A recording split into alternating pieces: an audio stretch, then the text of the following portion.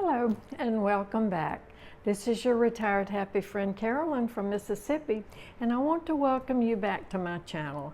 And I want to let you know, first of all, when I start, how grateful I am for you tuning in and subscribing and supporting my channel. There are so many YouTube channels out there that you could choose to be watching right now instead of mine, so I want to thank you very much and let you know how much I appreciate you spending your time with me today. We are going to be baking bread and we're going to make the pasta salad today, and both of those are keeper recipes. I have made the bread recipe now, this is the second time, and it's a totally different bread recipe than any I have tried before. So you'll see as you follow me along, and I'm going to leave the link on the YouTube channel that I got the recipe from and let you watch it if you want to and see how the baker, the man who I watched make it, does it. And then I'm going to make the pasta salad, and it is really pretty colorful. As I go through the video, I'll tell you I'm making it to take to a funeral, which we had yesterday. Today is Sunday, and we went to church, but the funeral was yesterday, and I took a big bowl of the pasta salad, and I did take the other loaf of the bread that I made and toasted it because they had a lot of people there. It was one of our church members whose son had passed away, and he was 45, and so we wanted to support all the family with the meal. So I hope you enjoy that. And today, my thankful for my church family and how supportive and how loving all of our family is to each other. When things are going on in our lives, we need each other. And that's kind of the sermon topic today. My good word for today is taken from our pastor's sermon today, and he just started a new series in Luke chapter 14 is where he's starting. But the title of the message today is What's My Purpose? And so he goes through some of the scripture verse that has really influenced him and his life and made him where he is today, to led him to be our pastor and to lead him into the ministry. So one thought that I want to just leave you with that he brought out that really struck a note with me: loving people is more important than keeping the rules. So the point that he made in Luke chapter 14, and you probably remember the story, but the Pharisees were bringing the man who had dropsy, and he explained it was a swelling problem that the man had, and they brought him to Jesus, and Jesus healed him, and it was the Sabbath. And then they were ridiculing or condemning Jesus for healing the man on the Sabbath. And so Jesus said, well, would you leave your oxen in the ditch if it was stuck, or if your child was hungry, or would you? So anyway, the point of it was loving people and helping and taking care of people is more important than keeping those rules, because the Pharisees were very rule oriented and said you can't work, you can't do any work or do anything on the Sabbath, that the Sabbath was a day of rest. And Jesus showed them that taking care of people and helping people was more important than the rules. Something to think about. So I hope you enjoy this tutorial on how I made the bread. It really is good bread. I really like it. And I will be making it many times. And then the pasta salad is a good summer staple. And when I got home from church today, it was so nice to have that cold pasta salad in my refrigerator, all ready to eat. And I didn't have to go into the kitchen and start cooking something, which usually I cook something very simple and easy. That doesn't take a lot of time and doesn't heat up my kitchen. But today it was already ready, it was cold, and I sat down. And then after lunch today, I made Maisie's food for the week, and that's going to be my video on Thursday. It will be Maisie's turn. So Thursday, I'll be making Maisie's food. Maisie will get a bath and she'll get groomed and she'll get to take a walk. And Thursday will be Maisie's day, all about Maisie. So thank you so much again for joining and choosing to spend some of your time with me when you could be doing so many things in this world and in your life. And I appreciate it from the bottom of my heart. I appreciate all the kind comments, all the support, all the encouragement, because I, like everybody else, I need encouragement and support too. And this YouTube channel has truly been a blessing. It's been a God thing that He gave me the inspiration and just the idea to do it, to start it, and He's been with me all along the way, and He has brought y'all to my channel. So thank you. It is almost lunchtime, so I'm going ahead and mix up the bread so it can be rising and hopefully get it ready to eat for lunch today. So this is a different bread recipe that I have ever heard of or tried. So it came out really well. It reminds me a lot of my Gold Miners sourdough bread without being sourdough. So to get started, I have 1.5 cups warm water. So 1.5 cups, and I'm going to pour that into a mixing bowl. And into that, I have 1 tablespoon dry yeast. Now that comes out to be 1.5 packs of the yeast that I get at Kroger. And I've tried this kind and I've tried the fast rise. And since I'm not a bread expert, I really don't know what the difference in it is, but this time I have the active dry. So I'm going to just stir that around, dissolve the yeast. And now the yeast is dissolved. So now we're going to add 4 cups of bread flour. And when I went to Kroger, since I knew I was going to make bread, I did go ahead and get the more expensive bread flour. This is unbleached, organic King Arthur bread. So I didn't sift it, but I did stir it up in the bag. So now I need 4 cups of bread flour. It's 1, 2,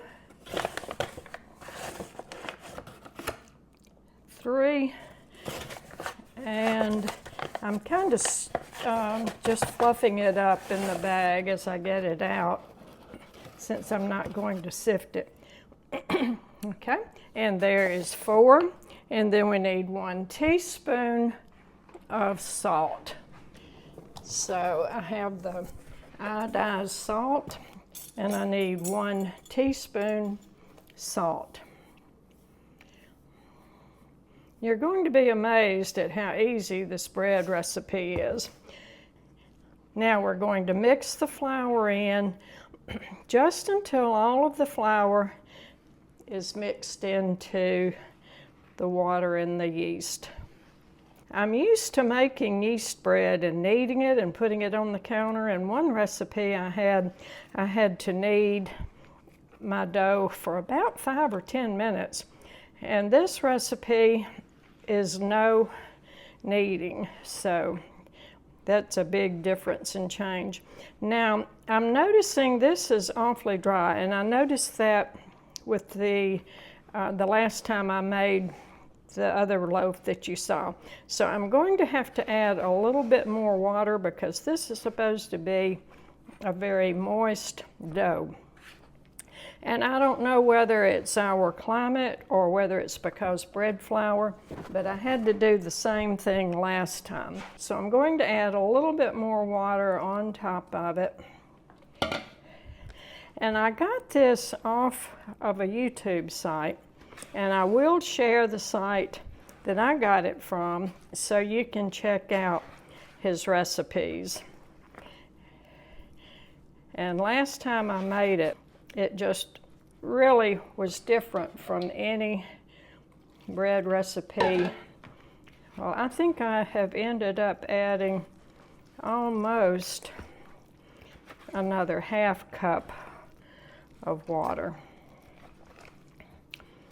And that happened last time when I made the last loaf of bread. So there we go.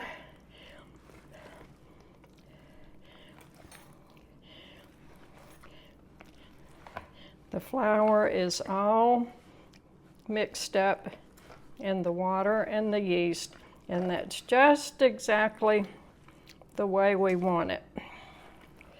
So it is coming away from the side of the bowl, and the flour is mixed up in it.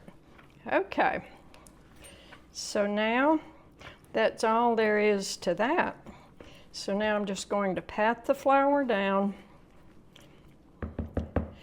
and the recipe says to spray the top of the dough with water. And I did have to add some extra water to it, so I'm not going to spray a lot of water,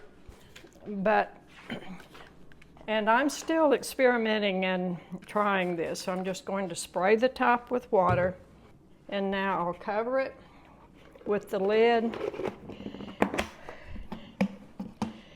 And I'm just going to open that little vent on the top of the lid and cover it, and we're going to let it sit at room temperature until it doubles in size.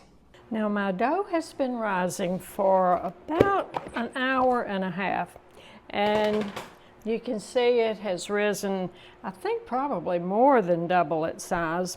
So now I'm going to take my spatula, loosen the dough from the sides, and I'm going to pour it out on a floured surface. Now this particular bread recipe does not call for any kneading, which is different from any of the bread recipes I have tried before.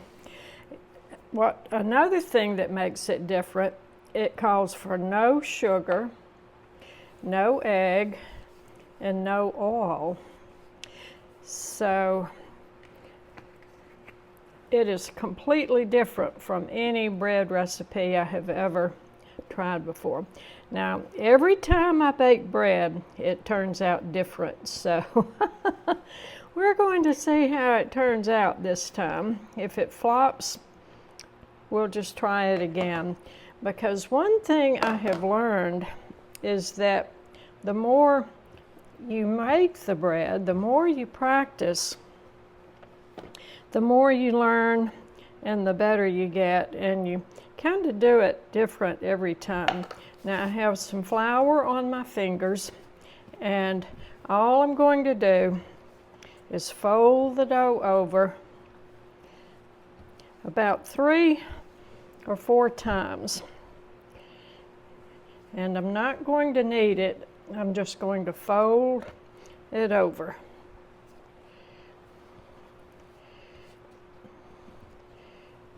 And this really does remind me of the sourdough bread.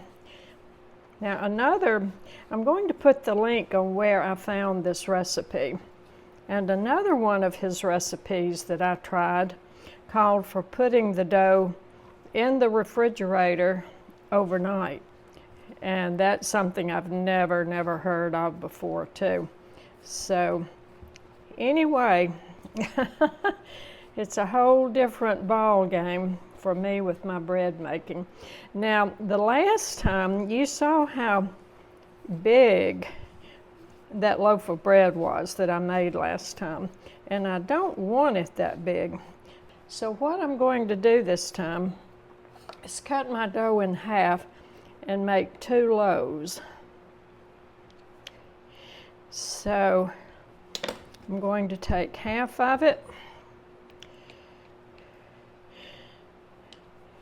and when you make yours, I think I added a little too much water to it. So it really is a try and learn, a make it again, make it again. And one thing about it is that every time I make it, no matter how it turns out, I eat it. So it is good, and I don't expect perfection. You know, that's one thing about when I do it myself. I don't expect it to be perfect like I would if I went to a bakery and I bought it at a bakery. Then I would expect it to be perfect. Okay, I've got that in a loaf. That's exactly the way I want it. So now I'm going to put it, I have a big baking sheet. I'm going to put it on my parchment paper. My parchment paper tore when I was getting it out of the box. So I showed you this trick earlier. I'm going to just kind of crinkle up my parchment paper so it will lay flat, and put it down on my baking sheet and it lays flat. So I have my parchment paper out. I'm going to sprinkle the parchment paper with flour. And now take my loaf of bread and I'm going to twist it before I put it on the parchment paper. And lay that right there.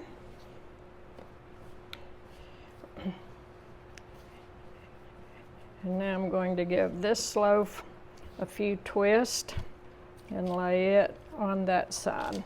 We're going to sprinkle a little bit of flour on the top. We're going to spray the top with water.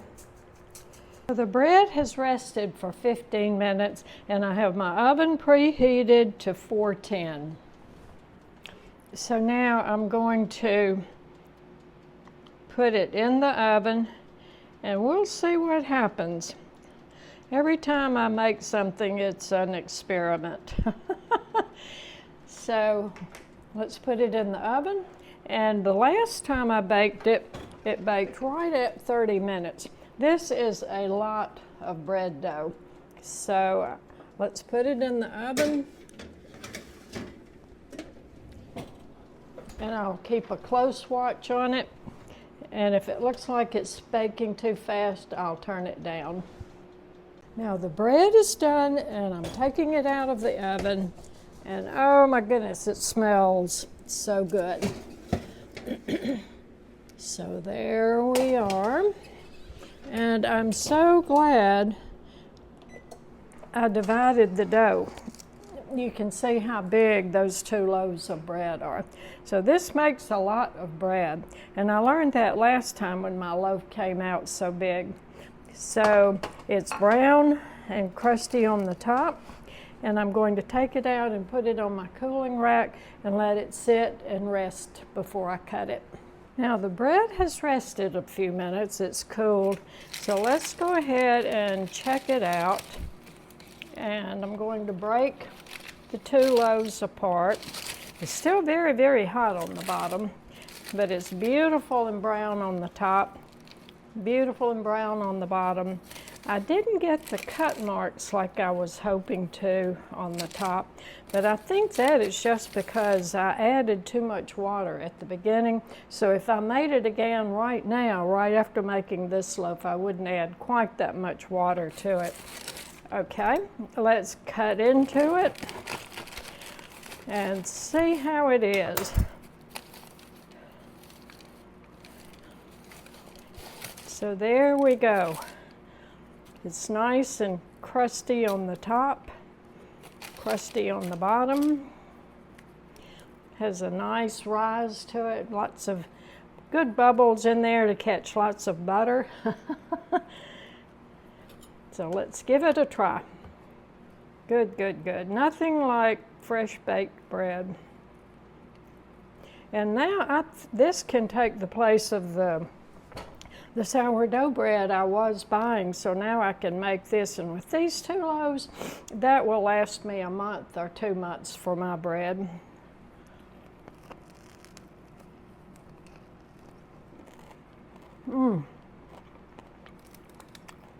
Good and crispy. I really cannot tell the difference in this and the French bread or Italian bread I buy at the grocery store. This is really good. And I hope you'll try this. You saw how easy it is, how quick, and it makes a great loaf of bread. And it would be great to slice for sandwiches, for toast. for any of your bread needs. So this is a keeper recipe. Well, we made the bread recipe this morning, so I hope you try that. It really turns out well. I took my neighbor down the street half a loaf since it made so much. So now we're moving on to the pasta salad. This was one thing that was on my menu list for this week. I have a funeral at church tomorrow, so I'm going to be taking a dish for the family to have after the funeral service. So I decided, well, I'm just going to make a little bit more of the pasta salad, and that's one of my frugal food management techniques. If I'm making something somewhere, I'll go ahead and make an extra batch so that I can have some in my refrigerator for my meals and then have it to take. So I'm using the elbow macaroni, and this is a staple in my pantry. I always have this on hand because I have a lot of macaroni recipes. So I'm going to go ahead and put my macaroni on to boil, and then while the macaroni is boiling, I'm going to chop up everything I'm going to put in the salad. So I have 1.5 cups of the dry macaroni, elbow macaroni, that I'm going to start to boil. I'm going to add some salt and some olive oil and let that start cooking. So while I was at the grocery store, I got the ingredients that I need to put in my macaroni salad. What I'm planning to use are the grape tomatoes, the celery, probably a stalk of that, frozen green peas, some grated Colby cheese, and then my diced up ham. And of course mayonnaise and the mustard. I don't put onion in my salad because it's fine the day it's prepared, but to me the onion flavor and taste is too strong the next day and the next day. So I have my celery out. I just took it out of the package because this is a brand new stalk, and I've already cut the end off of it.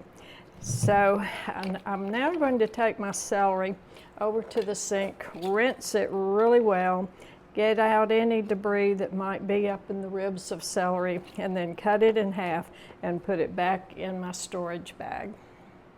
So the celery is washed, and these two little pieces fell out. Now I don't know about y'all, but I love these little pieces of celery.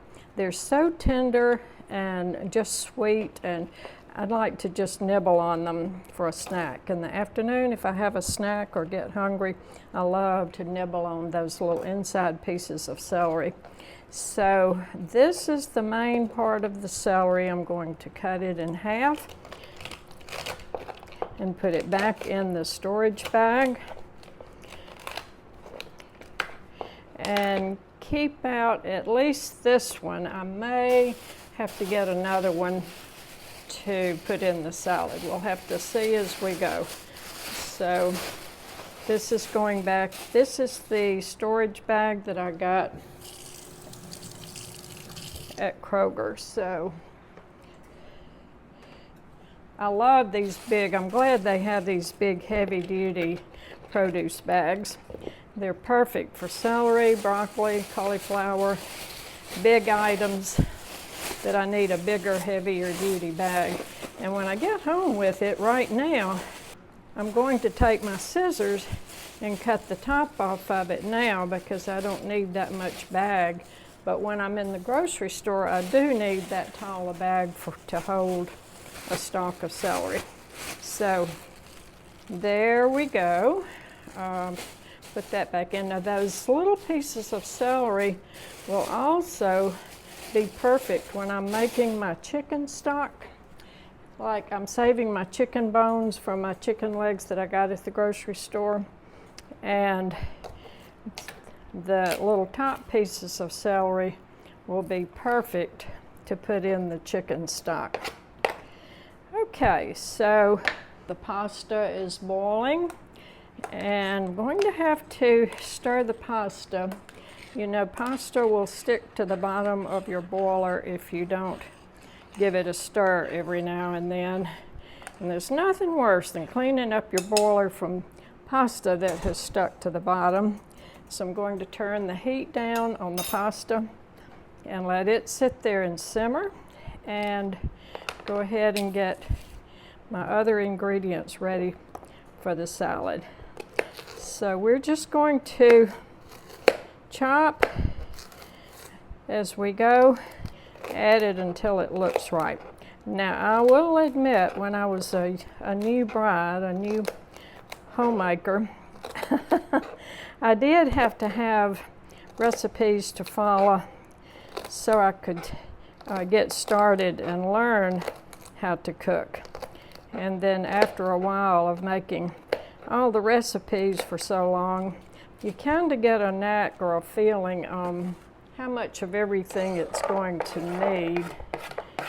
And but the first time I ever make a recipe, I do like to have a recipe to follow. Like the bread we were making this morning, I like to know exactly how much of everything I need. So the celery is going in the pasta salad, and to go with this, I will probably have, at home I'll have the Triscuit crackers. Now I don't think I'll take any crackers to church to go with it, but I am going to take the pasta salad and a big pan of cornbread, because there's always somebody who brings a big bowl of fresh vegetables when we have a funeral dinner. Okay, so there is the celery. Now we're going to get the tomatoes. These are the little grape tomatoes, and I'm going to go ahead and cut them in half so they will be smaller pieces. And my knife is dull. I'm going to have to sharpen this knife because it's just not doing too good on the cutting end. So I'm going to sharpen the point a little bit. Okay, now let's give it a try and see if it cuts any better. And yes, that's much better. And it always helps to get your cherry tomatoes and your produce right before you need it, because like I got these Friday, so that was a week ago today. This is Friday again, and the funeral is tomorrow. So this little produce really does deteriorate quickly. It's a very perishable item. So therefore it has to be used and not dawdled around with. That comes in with my food usage. When I go to the grocery store, I like to get bananas, I like to get my grapes, my cherries, and all of those have to be used pretty soon after I get it, and strawberries and blueberries, but they are very perishable items. And then my apples, my oranges, my grapefruit, that type thing, I can keep in the refrigerator and have that after my bananas and my perishable items are gone. So that way I have fruit to last me the whole month without having to run back to the grocery store. You know, it goes back to it's hard to cook for just one, and I was used to cooking for a big family, and it is really hard to downsize. I hope I'm not fixing too much of everything, because this does add up fast. I have to go back over here and stir the macaroni because it was starting to get stuck together. Now we're going to go ahead and grate the cheese, and this was a cheese that I already had in the refrigerator before I went to the grocery store Friday. So we have to go back into our refrigerator and use the oldest items first. because I did mention that this time I did not get any yellow cheese. I got all white cheese.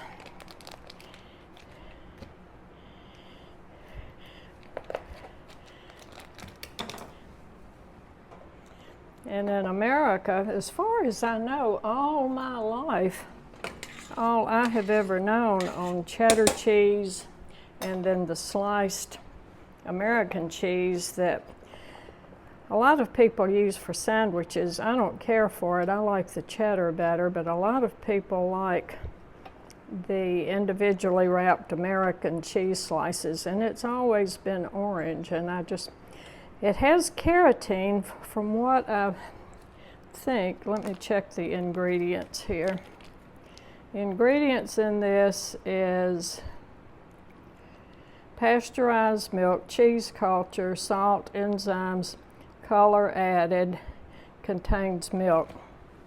So, it does not specify what kind of color they've added to it.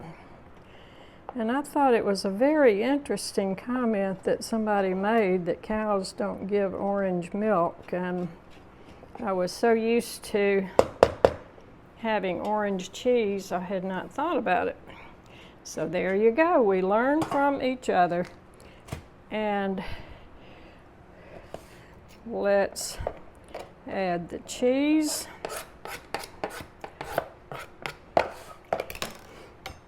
Now, I'm not sure how many green peas I'm going to use, and I do use the raw green peas, the frozen green peas, and I just put them in there. I learned to like the frozen green peas last year when I was making pasta salad. Okay, isn't that looking pretty? It's going to be a very pretty, colorful salad. And I learned when I was studying food and nutrition in college that you want color in your food. The more color, like broccoli, tomatoes, beets, the more color you have, the more nutrition or the more vitamins and minerals you have. So you want to have your strong colored vegetables and fruit, and a combination of your red color, your green color, yellow. Bell peppers are a good example. Okay, I'm going to, it looks like my pasta is done. I've added some ice after I drained my pasta. I've added some ice to it. And that's just to help it go ahead and cool a little bit faster. And yes, I could have put it in my colander, but I didn't want to have to wash my colander, so I'm doing it all in one bowl. So I'm going to set this back over just on the counter for just a minute, maybe 2 minutes, and let the ice cool down the pasta. Now the ice is melted and the pasta is cooled, so I'm going to pour off all the ice water and drain my pasta really well. So that's a very, very quick way to cool the pasta down, because I want to go ahead and get my salad made. Now, I have all of my ingredients, and I'm going to set that out of the way. So I have my bowl, and I'm going to go ahead and add the pasta. I'm not going to add all of it at once because I have a feeling this might be too much pasta. But if I decide I want more salad, I can go ahead and add the rest of the pasta and add some more celery and tomatoes. So let's see how this is going to look.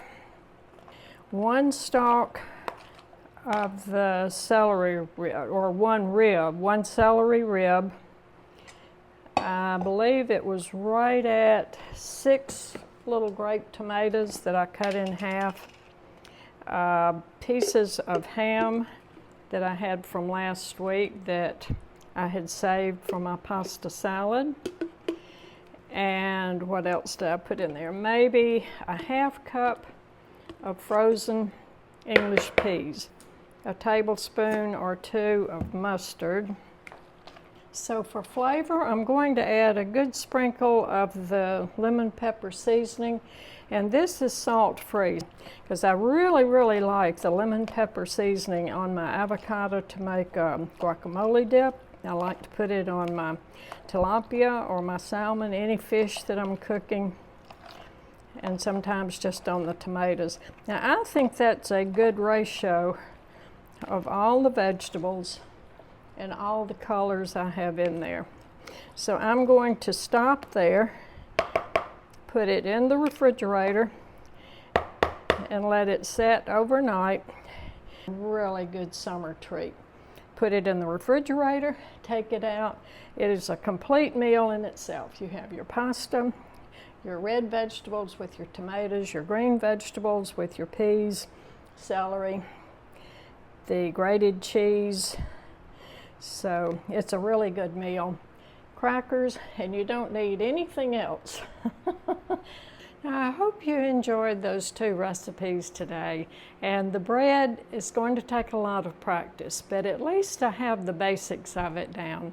And every time I make it now, I'll have a little bit more experience and be able to know how it turned out last time. So it is a lot of bread, and I think I can use that and replace the sourdough bread I've been buying at the grocery store for $4.99, $5 a loaf, and I can make 2 big loaves out of that one recipe.